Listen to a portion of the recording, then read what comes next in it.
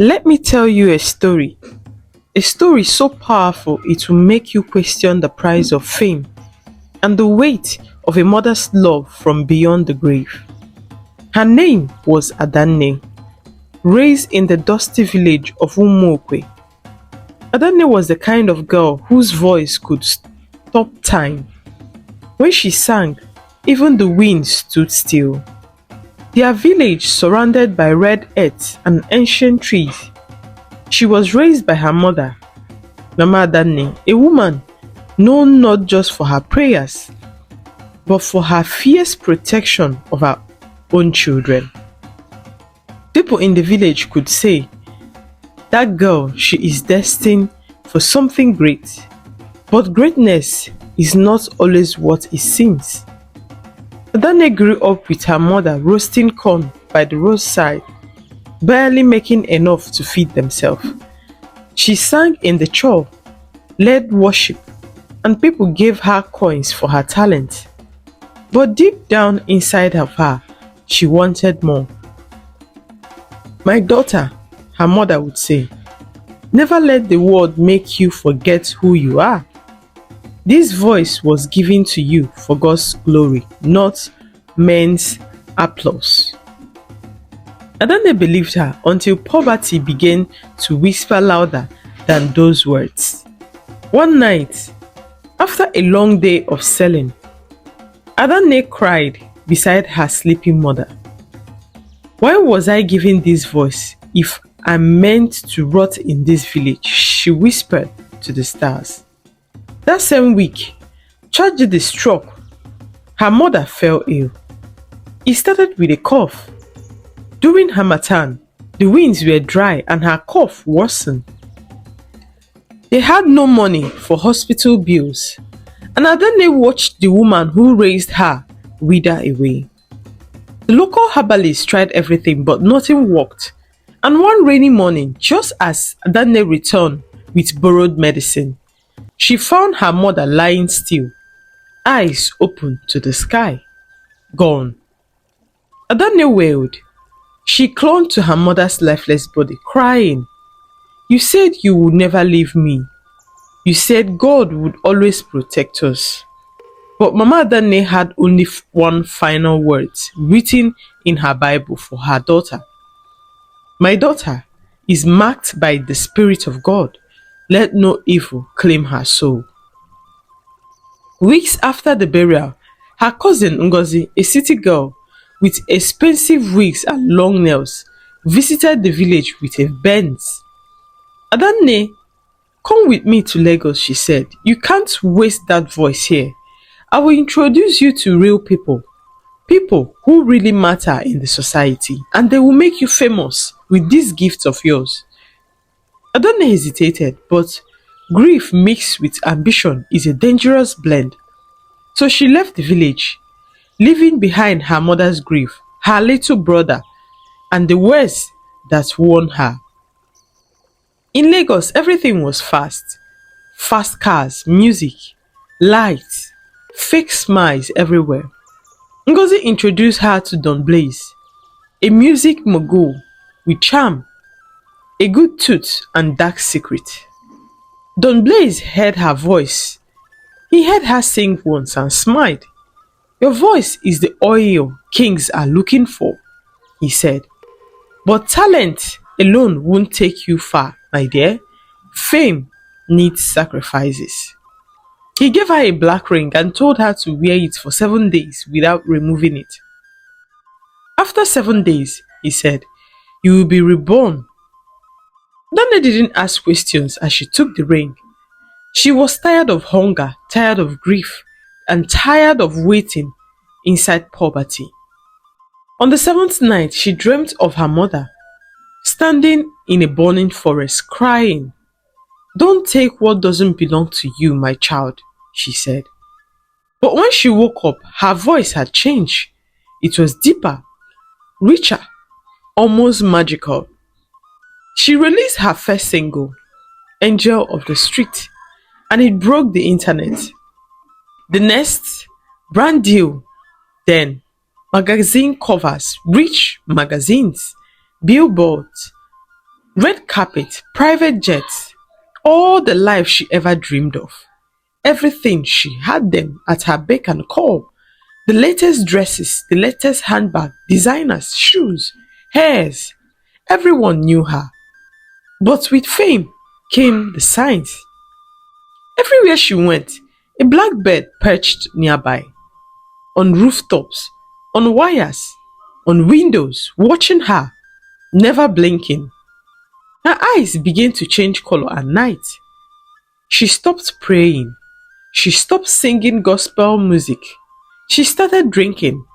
She started sleeping with music producers to secure bigger deals. She swore. She mocked her old life. And slowly, she became the very thing her mother warned her about. But as her fame rose, so did her nightmares. She started hearing voices, seeing shadows. She would wake up and find black feathers on her bed. One night, her bedroom mirror cracked without cause. But the worst was yet to come. One day, Don Blaze called her to a private club in Ikoyi.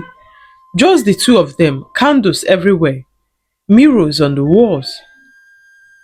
Adane, he said, you have climbed so much high. The higher you go, the more the spirits demand. To remain at that top which you have climbed, you must sacrifice someone whose blood is pure. Adane frowned. I've already done the rituals you asked me to do. Don Blaze smiled. No, this is the seal. Fame like yours needs a personal sacrifice.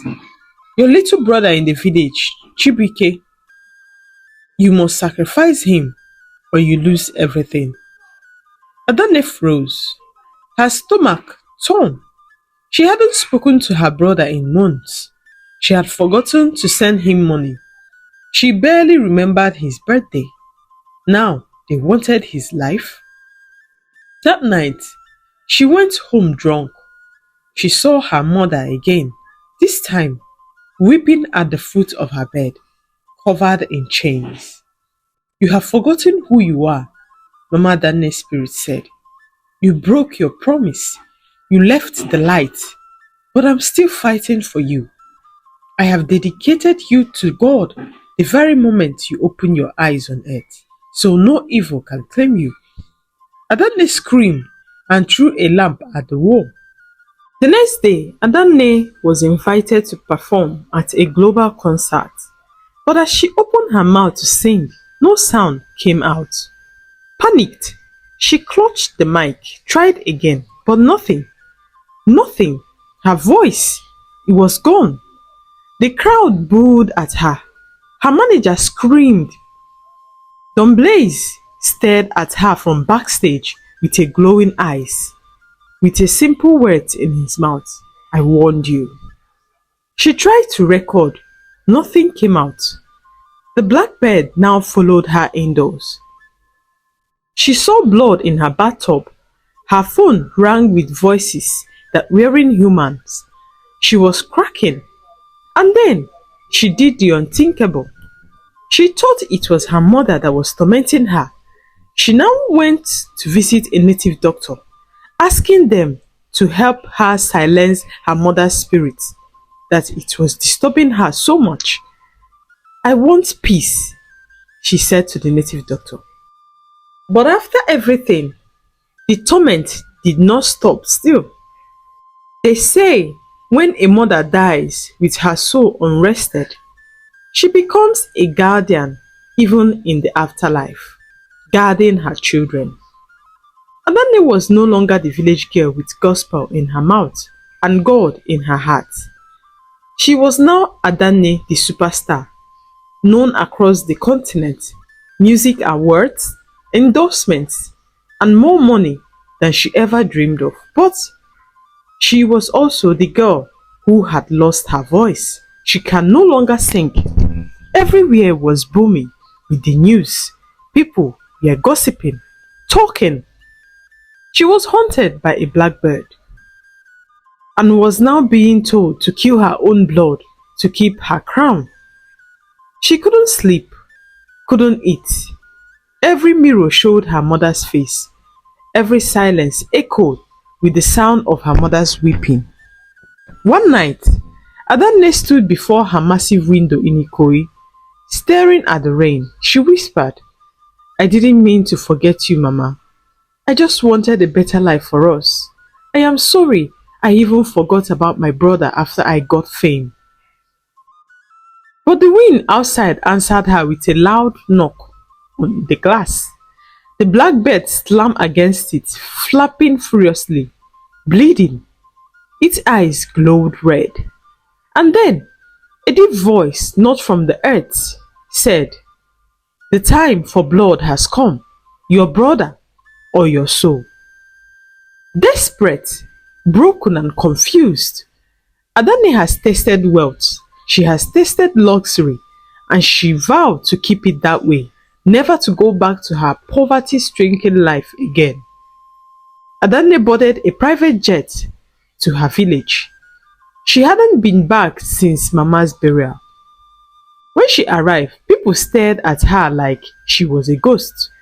No smiles, no greeting.